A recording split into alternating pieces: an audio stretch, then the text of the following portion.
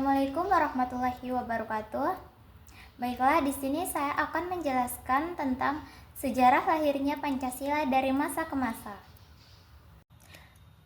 Pancasila merupakan dasar negara sekaligus ideologi bangsa Indonesia yang menjadi pedoman dalam kehidupan berbangsa dan bernegara.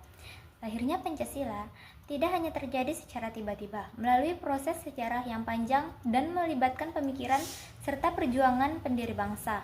Nilai-nilai yang tergandung dalam Pancasila seperti ketuhanan, kemanusiaan, persatuan, musyawarah, dan keadilan sosial sebenarnya telah hidup dan berkembang dalam masyarakat Nusantara sejak zaman kerajaan-kerajaan besar seperti Sriwijaya dan Majapahit.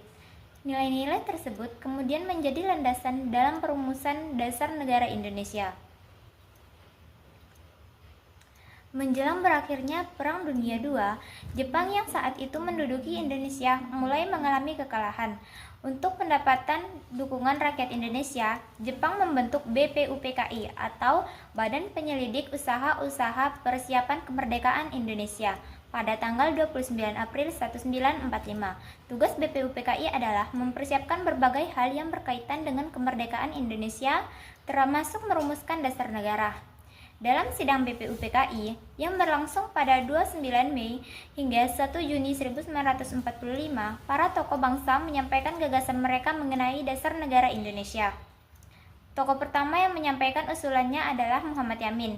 Ia mengemukakan 5 asas yang dianggap sesuai dengan kepribadian bangsa Indonesia, yaitu peri kebangsaan, peri kemanusiaan, peri ketuhanan, peri kerakyatan, dan kesejahteraan rakyat.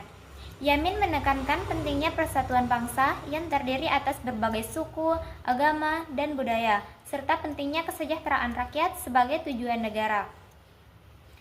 Selanjutnya, Supomo menyampaikan gagasan tentang negara integralistik. Menurutnya, negara harus menjadi satu kesatuan yang utuh antara pemerintah dan rakyat tanpa membedakan kepentingan individu maupun kelompok. Pokok-pokok pikirannya meliputi persatuan, kekeluargaan, keseimbangan lahir dan batin, musyawarah, serta keadilan sosial. Gagasan Supomo memberikan pengaruh besar terhadap sistem ketatanegaraan Indonesia. Pada tanggal 1 Juni 1945, Soekarno menyampaikan pidato yang sangat penting dalam sejarah Indonesia. Dalam pidato tersebut, ia memperkenalkan istilah Pancasila sebagai nama dasar negara Indonesia. 5 prinsip yang diusulkan adalah kebangsaan Indonesia, internasionalisme atau peri kemanusiaan, mufakat atau demokrasi, kesejahteraan sosial, dan ketuhanan yang Maha Esa. Tanggal 1 Juni kemudian diperhatikan sebagai hari lahir Pancasila. Setelah sidang BPUPKI berakhir, dibentuk Panitia 9 yang bertugas menyempurnakan rumusan dasar negara. Pada tanggal 22 Juni 1945, Panitia 9 berhasil menyusun Piagam Jakarta. Piagam Jakarta menjadi cikal bakal rumusan Pancasila yang digunakan saat ini. Demi menjaga persatuan bangsa Indonesia yang beragam, para tokoh bangsa sepakat mengubah rumusan sila pertama hingga menjadi ketuhanan yang Maha Esa. Sikap ini menunjukkan semangat persatuan dan toleransi para pendiri bangsa. Setelah Indonesia memproklamasikan kemerdekaannya pada 17 Agustus 1945, PPKI mengadakan sidang pada 18 Agustus 1945. Dalam sidang tersebut, Undang-Undang 1945 disahkan sebagai pembentukan yang membuat rumusan resmi Pancasila. 5 sila yang disahkan adalah: yang pertama, ketuhanan yang Maha Esa; kedua, kemanusiaan yang adil dan beradab; ketiga, persatuan Indonesia; keempat, kerakyatan yang dipimpin oleh hikmat kebijaksanaan dalam permusyawaratan perwakilan; dan yang kelima adalah keadilan sosial bagi seluruh rakyat Indonesia. Sejak disahkan, Pancasila terus menjadi dasar negara Indonesia dalam berbagai periode sejarah. Pada masa awal kemerdekaan, Pancasila menjadi pedoman dalam menghadapi berbagai tantangan seperti agresi militer Belanda dan kondisi ekonomi yang belum stabil.